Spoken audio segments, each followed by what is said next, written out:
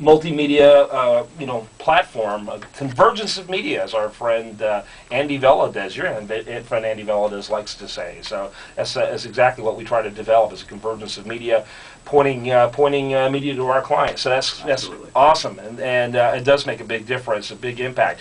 So how would you say you approach the marketing of homes differently than, say, the traditional real estate approaches?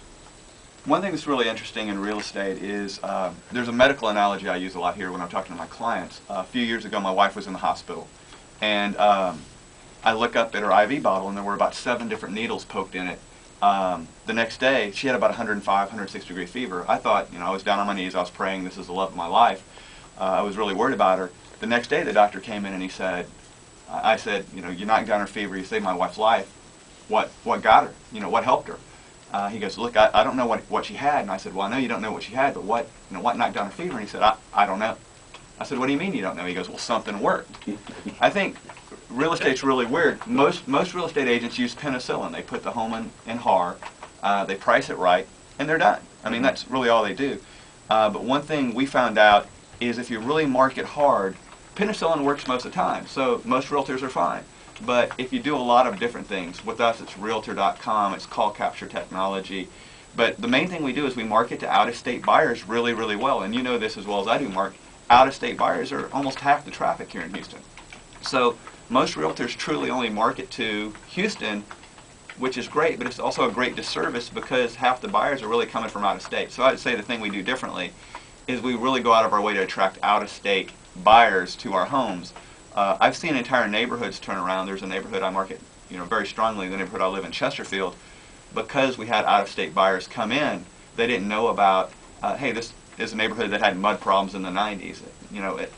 They really see big, beautiful houses, and to them, these houses are a bargain. That's one thing that Houston's had for years. We're a bargain to most people. So if we can bring in those out-of-state buyers, you can sell a home for more, you can sell it faster.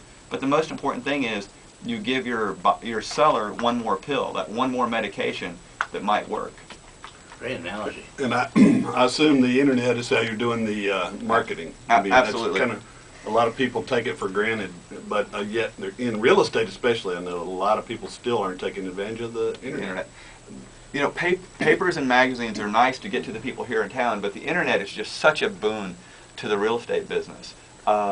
We've given homes 50,000 hits online before, and those hits don't sell homes necessarily, but it's one more chance someone has to see a hit. I think the dating lines in real estate have become really similar, and what I mean by that, those dating online services, what's the first thing people want to look at when you're looking at someone? You want to see their picture. Yep. And it's the same thing with a house. Buying a home is a very emotional endeavor.